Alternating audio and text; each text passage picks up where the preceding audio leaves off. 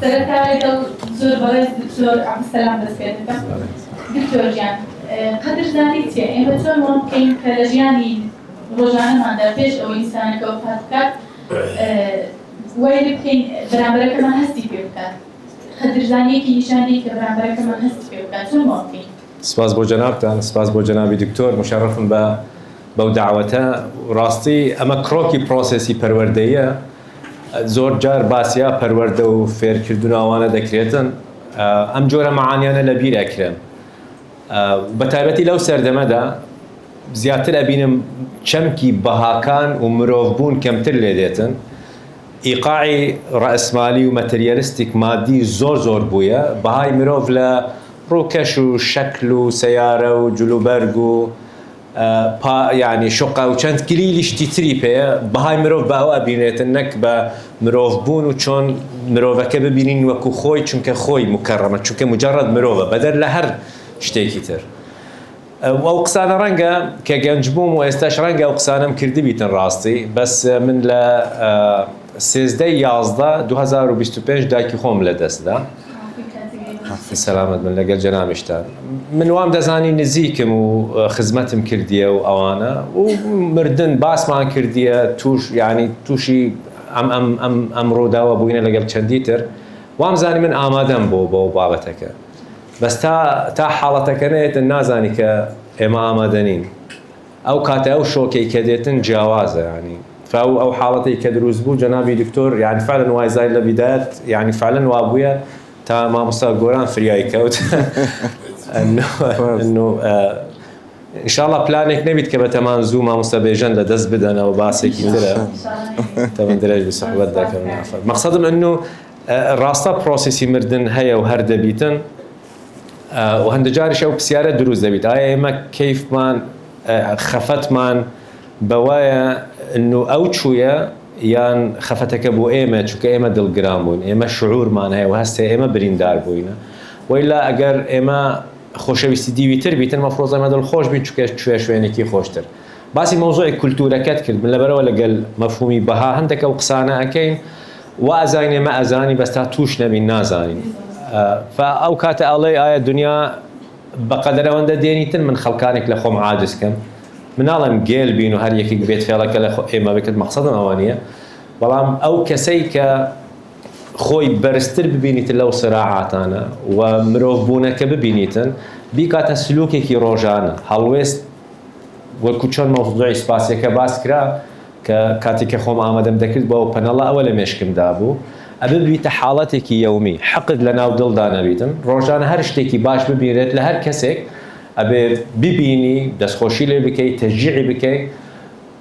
وا دێتە بەرچاوم و ڕەنگەواش بیتن. هەر یەکێک لە ئێمە پاڵەوانی ژیانی خۆیەتی. جەنابەت من هەر یەکێک ژیانی ئێمەی هەمە پاڵەوانی ئەم فلیمەین، هیچ ژیانی ئێمە. بەس ناکرێ ئێمە ئەنانی بین چونکە من پاڵەوانی ژیانی خۆم لە فلیمی خۆمدا، ئەوانی تر هەمویان بێ سەپۆرتینگ ئەکتەرن، هەمووی کۆمپارسن لە دەوروبەری من. ڕاستە، بەڵام پاڵەوانی زیرەک ئەوەیە کاتێککە تێدەگاتن بەرامبەریش پاڵەوانی فلیمی خۆیتی، ژیانی خۆیتی. و من بەنسبەت ئەو لە مێشکی ئەودا عەلەقەل من بێ سەپۆرتینگ ئەکتەرم، منیش هونەرمەندێکم لە ژیانی ئەودا، ئەبێ ئەو ئیحساسە بدەنێ من لێرەم، من یارمەتی دەرم، خۆت پاڵەوانی وان ئەەکەم تۆ پاڵەوانتر لێبێی، هەر شتێکیش بەم بکرێتم ناتوانم بمە ئەم یارمەتی دەرە بۆ جەنابەت. یان ئەمەیە یان ئەم کێشانە زیاتر لێدەن لەسەر ئاستی ماڵ و ینی خێزانەکەی لەناو کۆمەڵگاکە، ڕەنگە لەسەر ئاستی جیهان و ئەوەی ئێستاش ڕوادات لە جیهان دەرسێکی گەورەیە بۆ مەوزوعایمە مرۆڤەکەمان لە دەستدا، بەهاکانمان لە دەستدا. زیاتر قسەنەکە مەجال بدەمە جەنابی مامۆستا گۆران. بێمەلای مامۆستا گۆران، مامۆستا بۆچی دائیمەن دوای مردن ئێمە قەدری مرۆڤەکان دەزانین؟ بەڵێ، سڵاوتان لێبی ئامادەبانی بەڕێز. بەڕاستی دەمەوێت لەو سەکۆی پیرۆزە بە هەلی بزانم زۆر سپاسی زانکۆی نۆڵج بکەم و شەرەفمەندیم بە ئامادەبوونی جەنابی دکتۆر. بەڕاستی ئەمە لە ئاست جەنابیان لەوانەیە بە شەرمەوە قسە بکەین و دڵخۆشم کە هاوشانی ئوستازی خۆم کاک دکتۆر عەبدولسەلام دانیشتیمە و باز لە بابەتێکی زۆر گرنگ دەکەین کە قەدرزانیە. ئەمن پێم وایە قەدرزانی هەر وشەکی ئاسایی نییە، و شتێکی زۆر کاریگەرە بەڵام بەداخەوە ئەو کاتە هەستی پێ دەکەین کە لە دەستی دەدەین وەکو کاکتۆر باسی کرد ئێمە هەموو بەیانیان لەگەڵ دایکمان نان دەخۆین قاوە دەخۆین چایە دەخۆین شتێکی زۆر ئاساییە بەڵام کە لە دەستی دەدەین ئەو کاتە دەزانین کە گەوهرەکی چەند بە نرخمان لە دەستدایە ئەمن پێم وایە ئینسان تا لە ژیاندایە ئیستقرار و ئیستمراری ئەو شتانە بکە کە لە دەستیدایە تایبەت ئێستا و قوتابیە بە ڕێزانە کە داهاتوی ئەو نیشتیمانە نەتەمەشامان دەکەن ئەم لێرەوە پێیان دەڵێم قەدری کات بزانە قەدری ئەو سەحەتە بزانە کە ئێستا هەتە و قەدری ئەوە بزانە ئێستا مێشکێکت هەیە توانای فێربوونی چەندین زمانی هەیە قەدری ئەوە بزانە کە توانای فێربوونی زۆر شتی گەورەت هەیە قەدری ئەوە بزانە کە دەتوانێت سەفەری زۆر بکەیت ئینسان کاتێک تەمەنی بەسەر دەچی ئەو کاتە تێدەگا کە گرنگترین و گەورەترین شت کە لە دەستیدایە بەڕاستی کاتە جەنابی دکتۆر باسی ئینسانی کرد بەس ئەمن دەمەوێتن بزات قسە لەسەر قەدرزانی بکەین بەرامبەر بە کات سەرڕای قەدرزانی ئینسانەکان چونکە پێم وایە گرنگترین شت ئینسان بتوانی کە احتفازی پێ بکە بەڕاستی کاتە ئەو هەموو قوتابیش کە ئێستا تەمەشامان دەکەن بەڕاستی گرنگترین ئامۆژگاری ئێمە پێیان بدەین ئەوەیە پێیان بڵێن تکا دەکەین ڕێز لە کات بگرە ڕێز لەو دەرفەتە بگرە کە ئێستا لەو زانکۆیە بەناوبانگە لەو زانکۆیە باشە دەوام دەکەی ڕێزدەوە بگرە هەوڵ بدا خۆت بنیاد بنێ هەوڵ بدا خۆت دروست بکەیت چونکە ئەگەر ئێستا قەدری ئەو کاتە نەزانی ئەمن پێم وایە لە دەستت دەچی و پاشانیش پەشیمانی دادت نادات پێم وڵای کاکتۆر سەلام چۆن وا بکەین ئیش لەسەر کارکان بکەین کە قەدرزانی بۆی دوای هەست بە پەشیمانی نەکەین دراسەیەک کرابوو لەسەر ئەو کەسانەی کە سەرکەوتون لە ژیاندا 80% ئەو کەسانەی کە سەرکەوتون شتێکیان هەیە کە پێڵێن ژیری سۆزداری الذكاء العاطفي يعني الوجداني emotional intelligence چونکە تا شەستەکان معیار و پێوەری سەرکەوتن ئەوەیە کە IQ-یەکەت بەرز بیتن مەهاراتی عەقلی intelligence quotient لە شەستەکان تەجروبەیەک کرا بەناوبانگە ئەتوانن برادران گوگڵ کەن قوتابیانی خۆشەویست یوتیوب مارشمێلۆ ئەکسپیریەنس دوو کۆمەڵە منداڵێکیان هێنا گوتیانەوە مارشمێلۆیەک لەوێ هەیە حەلەویاتێکە ئەگەر خواردت تەواو عافیەتت بیت دەربچوو ئەگەر سەبرت گرت بۆ ماوەیەک ئەبنە دوو فەبینی ئەو منداڵانە لەوێن یەکێک ڕێک نقلەکەی خوارد ئەوی تریش هەڵدەگریتن بۆن دەکەت لەوێ دادەنێتە دوای ماوەیەک ترە خاتە ناو دەمی خۆیدا هەندێک کەس هەن لەم ماوەیەدا ئەمێنیتن دواتر دوای 50 ساڵێک تقریبا سەیری ئەو منداڵیان کرد کە توانیتی سەبر بگریت بەرامبەر بەو مغڕەیاتانە ئەم تەحملە بکاتن بووە دەستپێکێک لە دیراسەیەک لەسەر مەوزوعی emotional intelligence صد و نەچوویە بچیتن یعنی یەکێک چونکە محتاج ئەوەیە ئەو جۆرە هۆشیاریە دروست ببیتن چۆن من بتوانم ئیحساس بەرابەر چونکە پێنج بنەمای سەرەکین یەکێک لەوانە خۆت بناسە دوو خۆت کۆنتڕۆڵکە سێ چۆن بتوانین لە لەحەزاتی کەوتن خۆت تەشجیع بکەین مەژنی لە یەکێک تەشجیعت بکەت ڕاستە ئێمە ئێستا ئەڵێن باش وایە یەکتر تەشجیع بکەین بە قوتابی بڵێن دەست خۆش سپاس ئەوە باشە بۆ هەر یەکێک لەگەل بەرامبەر بەڵام دنیاە خەڵکانێک هەیە بەو شێوازە نییە ئەبێ لە کۆتاییدا ئەگەر ئەم دەفعایە لە بەرامبەر نەهات ئەگەر نەهات خۆت بە خۆت بڵێ دەستخۆش بەردەوامە هیچ چوارەم تێگەیشتنی مەشاعری بەرامبەرە هی پێنجەم بتوانی پەیوەندی لەگەڵ مەشاعرەکانی بەرامبەر بکە ئەمە مواشرێکی گەورەی سەرکەوت فاوە ئەکرێ ڕابهێنرێن لەسەری و مواساتی تەربەوی تعلیمی لە ماڵەکاندا ئەو ئیحساسەمان بداتێ و تەشجیع یەکتر بکەین لەسەر ئەم پرۆسەسە چونکە وعزێک و دەرسێک نییە ئەکرێ بانگی قوتابی بکەم ئەکرێ بانگی جەنابەت بکەم ڕێزی سێەم جەنابەت بێ ناناوی دواتر وەرە خۆتی خۆت ئەزیەت نەوێت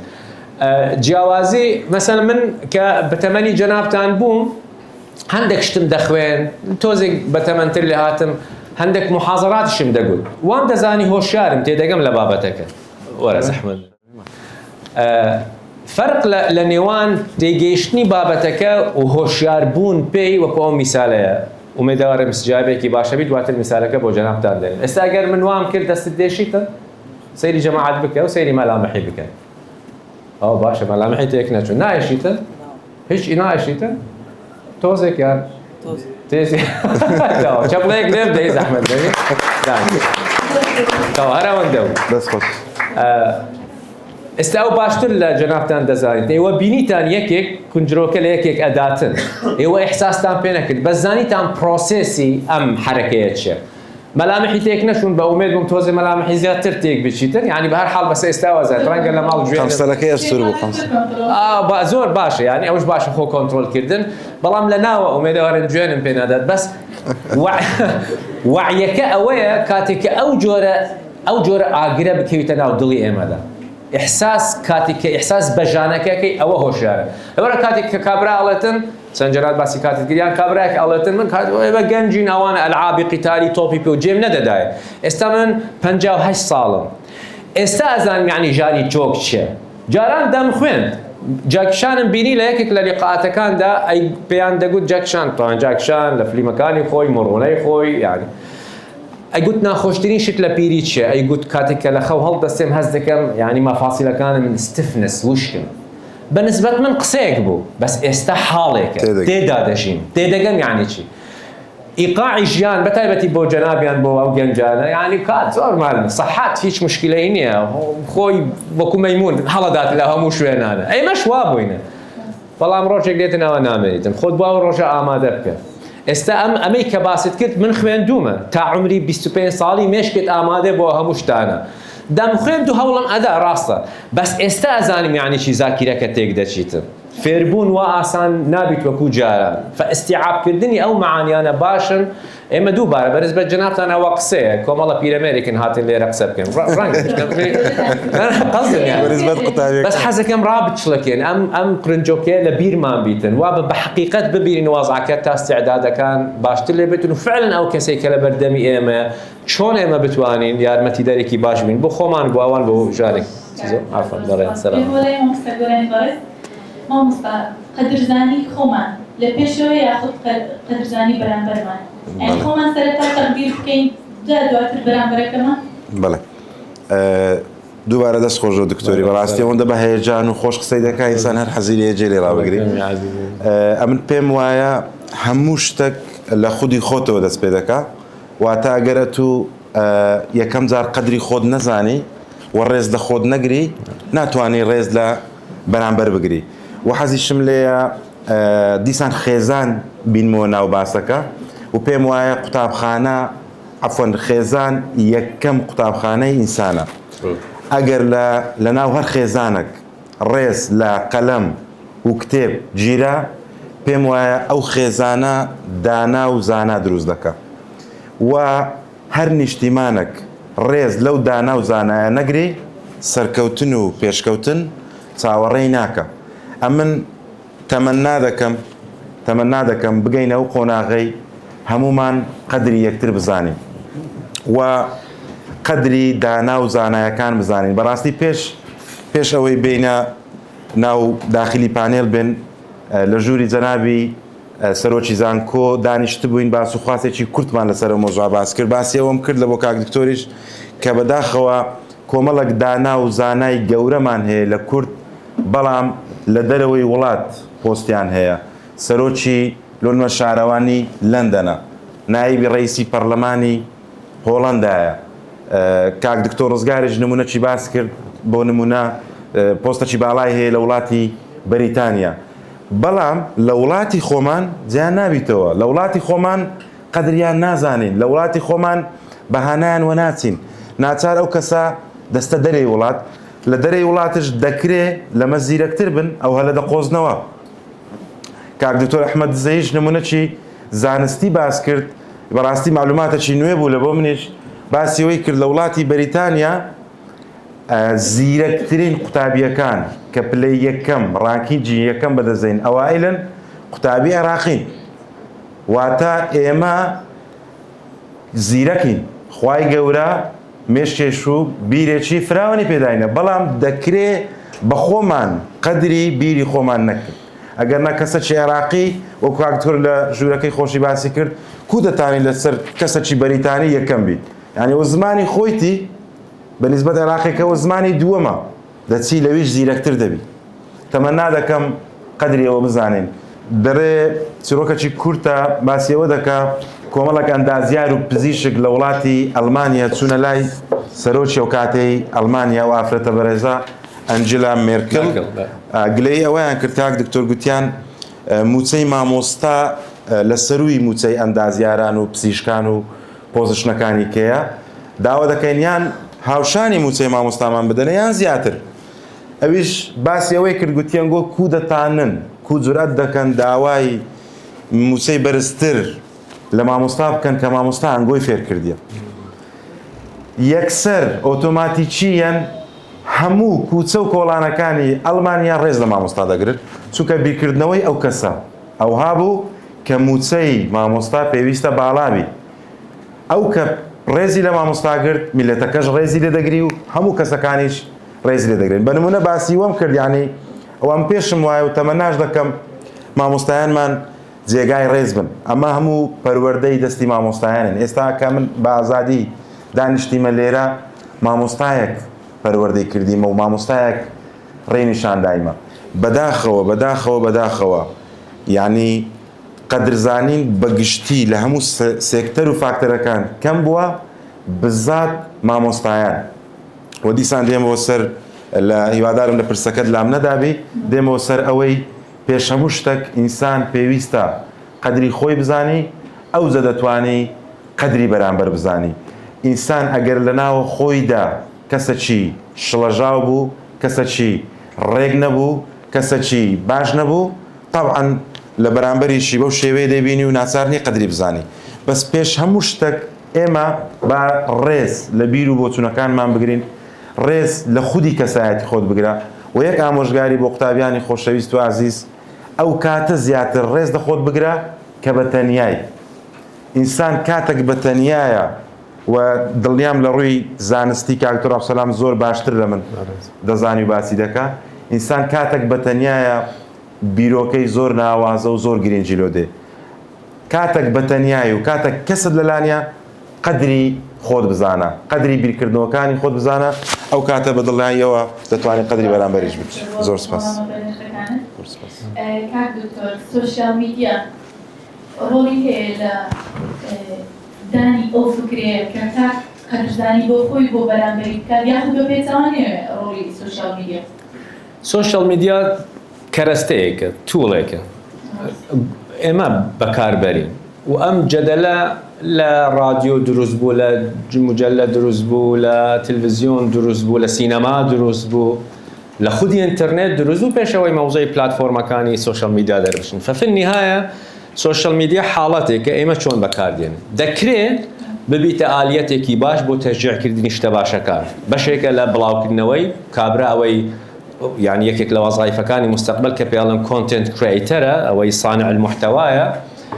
مهنەیەکە و پارە پێ دێتن و چ بڵاوەکەی و خەڵکانێک هەن یوتیوبەرن لەسەر پلاتفۆرمەکانی تری سۆشیال میدیاشتی باش بڵاو دەکەنەوە جێگای سوودە مولەخەساتی کتاب و شتت دەدەدێ ئەوانە و دەکرێت بۆ شتی تر بیت واقعی حاڵوا دیارە وەوە بخۆی مواشرێکە کە دیارە ئاستی ئێمە وەکو مرۆڤاتی گەیشتۆتەوە بێ مواجهەیە واقع بکەین زۆربەی زۆری خەڵکەکە زبڵی خۆی شتە نەرێنیەکانی خۆی هەناوتە ناو ئەوێدا ئۆکێ باشە هەر یەکێک تعبیر لە خۆی دەکاتنەوە گۆڕەپانێک کرایتەوە و هەر یەکێک تعبیر لە خۆی دەکاتن بخۆی کێشەیە بەڵام لەمە معقەتر ئەوەیە کاتێک کە ئێمە ببینە بەشێک لەو سێرکەی کە هەیە و بەردەوام ئەبیتن و ئێمە ئاگرەکە زیاتر ئەکەین و جمهورەکە زیاتر لێ ئەکەین لە حاڵەتێکدا هەمومان نەقدیش لە وەزع سەلبیە ئەگرین بەڵام هەمانیش بەشدارین ئەبینی ئەوانەی فەڵۆی ئەو مەوقوع و کۆنتنت کریئیتەرە نەگەتیڤەکان لەوەیە و ئەچیتن و کۆمنتیش ئەداتن و هەندێک جار ڕەنگە کۆمنتەکە جوێنیش بیتن ئەچتە ئەوی جوێنیش پێدا نەچوو یعنی ئەوە چ تەحملێکە ئەکەی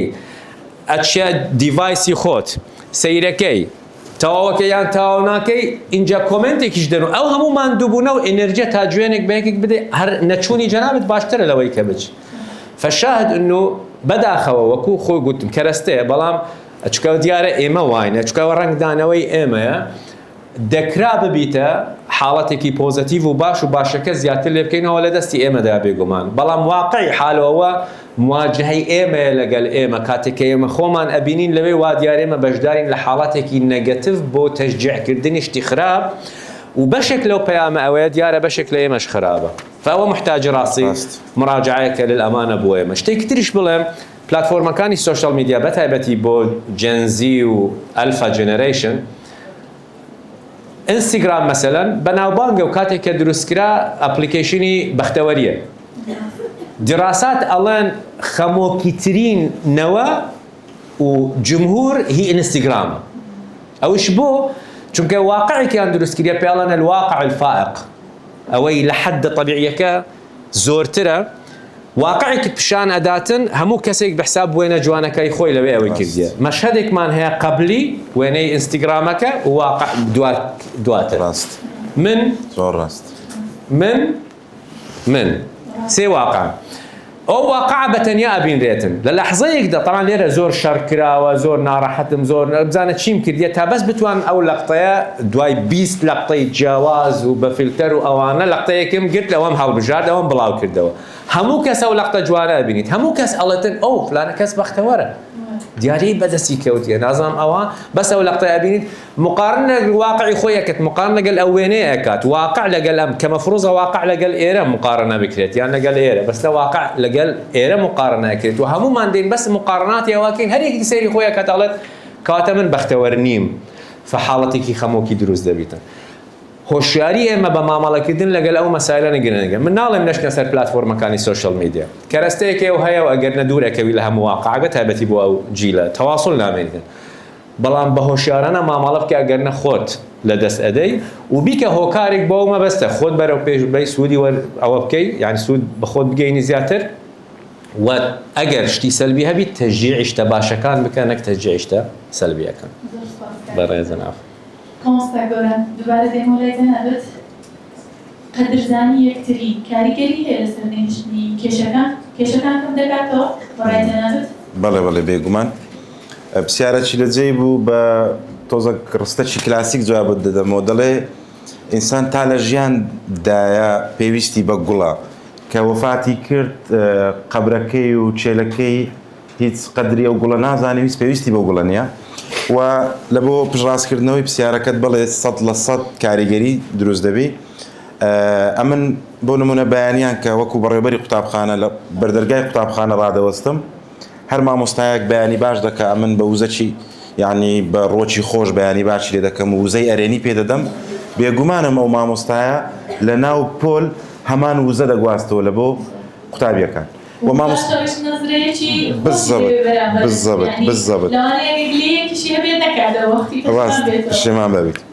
ئەوجا یعنی کاتێک مامۆستایە کارێکی باش دەکا ئەمن ڕاستەوە خۆ دەستخۆشی لێ دەکەم یاخود بە ڕێزدێنانێک سوپاسی دەکەم ئەمن بێگومانم لەوەی ئەو مامۆستایە لە پاشەوەی هەوڵ دەدا دەیان کاریکە ئەوها بکاتەوە ئەمن دوایین کۆبوونەوە لەگەر مامۆستایان گوتم داواکاریتان چییە؟ گوتم مامۆستایان بۆ داوام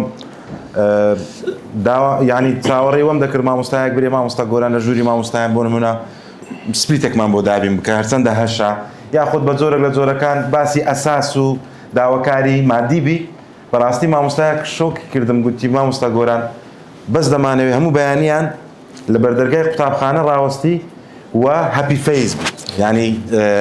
زیاتر بەڕوومان پێ بکەنی بزانێ ینی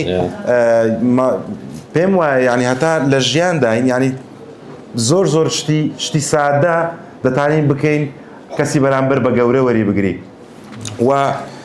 ئەمن پێم وایە هەر شتێک کرا یعنی هەر کارێکی باش کرا هەر کارێکی چاک کرا ڕاستەوە خۆ قەدری ئەو کارە بزانین باشە ڕاستەوە خۆ پێزانینمان هەبی لە بۆ ئەو کارەی باشە بەو شێوەیە هەم جەوەکی ینی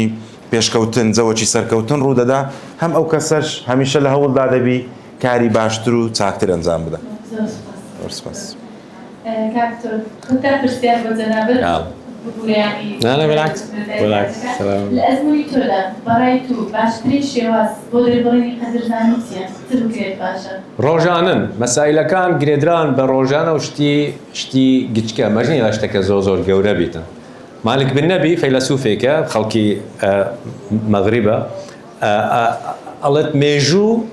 بهزاران دست بيشخري جيشكا دروس دبيتن مطلوب شنو همو جار انه الا بشتكى زور قورا وبيتن بس باسيكي جيشكا بزردخنيك المفارقة توربون نريني وكو عدوايك وكو چون انفلونزا هەڵامەت ئەگوازرێتەوە بۆ یەکێکی تر چاکش ئەگوازرێتەوە و زۆر تاقیکردنەوە هەن لەم بوارە و ئەوەی جەنابەت کە یەکێک لەوانەیە یانە مدیرێک کە دێتن لە مؤسسەیەکدا هەر لە خۆیەوە نازان مۆنە ڕاستە وزەی نەرێنیە هەڕێک هەموو دواتر جەوەکە ئەتەپێنیتن نازانیت چ مسائلی بسيطة زور جيتشكن محتاج سي شركة إنسان لقال خوي دادني شيتن أم كابرا حقينية بمشكلة من تيدا ما قال بشوازي كتير تعامل لقال بابا تكب إضافية كنابي تنفهم بكيش كاني من بومنن بس وكو سر كرديك ليرة وكو مروفك وكو بيس سبورتينج أكتر نازم أوي كباس ما كرد من هولا دم جويكي أريني بوزيتيف بو برام بركة دروس بكن فأم أم تصرفاتي جيتشكا وروجانن أوانية كبلين إلا بتمثالك دروس بكين بو وبي قصيدك وإيفنتك طبعا مباشر لحالتي خويدا بلام أوان دنيا محتاج بس أو يكم جار احتمال بلام أو هوشياري ماشك كاستيعابي أو قناعتك بو يدرس بدواتر أو دلا متعاطف بتلاقى الوضعك دواتر هر توبك برده أنا وغوربانك ببيت بشكل لو سلوكياتنا وجورا عادته دروس بكين بو كوتاي دينم برزك هبو واتواني لما يعني عقليتي خلق بخواني هر جارك هر رستيك لدمي درتشو باننا دسي بياكل مثلا راي خويا يقول لا اما موضوعها فلان لا مؤشرك كاو معارضي هبوشتك لدايق بوياها خلقت لاعترض ردد مهرد لا بس اعتراض او دواتر فستكدت انهار شلون بيتن فلجاتي ان انا اكبيتن ومقصدم اوانيه ديسان شو عندك جار كاتي كاو باسل تدريباتي قيادي واداري وانا خلقوا تصور دكات كاتي كباش يعني قلبي مقصدم وانيه باشي یەکێکە هۆشیارە و بەدڵێکی پاک و چاک ئەچیتن یارمەتی چونکە خۆی خراب نییە گوڵێکە و گوڵ یعنی بۆنی گوڵ ئەبەخشێتن بۆ دەوروبەر بەس ئەزیەتی خەڵک ناداتن گێل یەکێکە ئاسانی بەرامبەر ڕەنگە فێڵی لێ بکەێت باسی ئەم بەشە نییە و بۆ ئەو مەبەستە کتابێکی باشە بۆ بەڕێزانەکە بتوانن بخوێنن ناوی The Power of Nice هێزی چاکە کە چۆن مرۆڤ بتوانێت ئەو بەڵانسە کە چاک بیتن و باش بیت و یارمەتی دەری خەڵک بیت بەبێ ئەوەی خۆی لەدەست بداتن یان لەسەر حسابی ئیستیغلالکردنیەوە بیت بزانیت چۆن بڵێت نە و ئەوە سنوورەکەی بەڵام یارمەتی دەرە حەزیلەتی خەڵک بەرەو پێش بچیتن سەرکەوتین داعم ببیتن بۆ ئەوان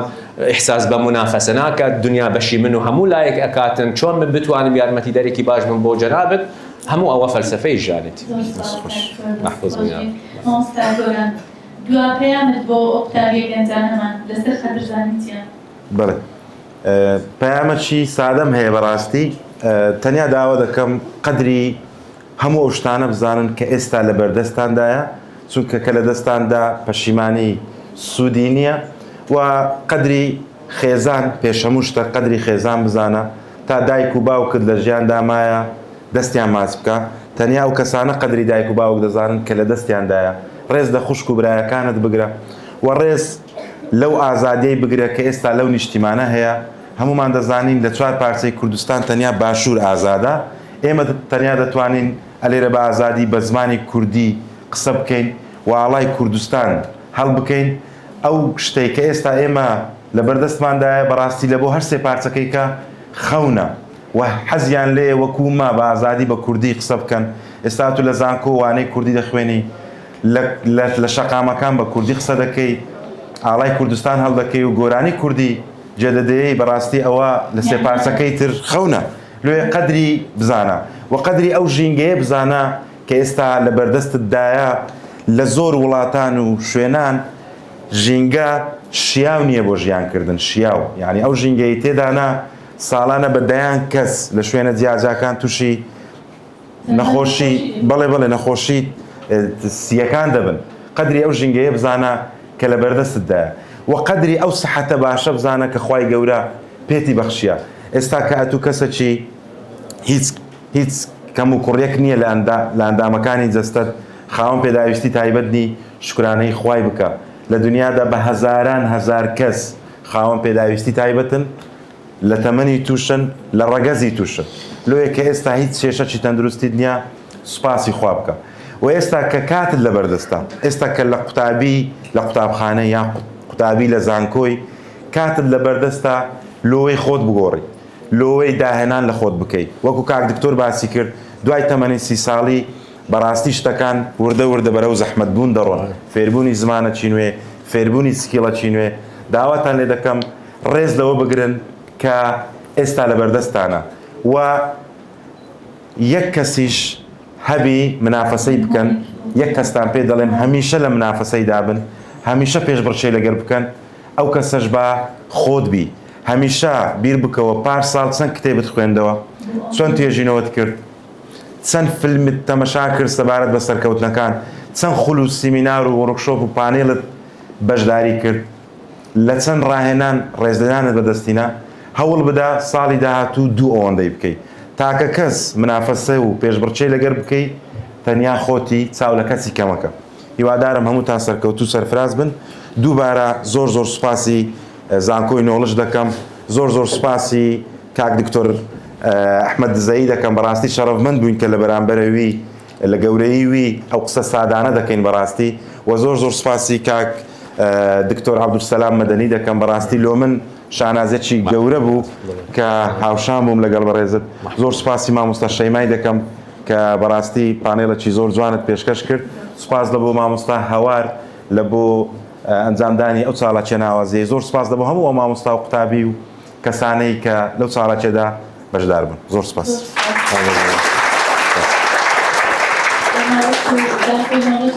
خوشحالين بميوانداري هندو زناتان دكتور عبدالسلام دورت كردين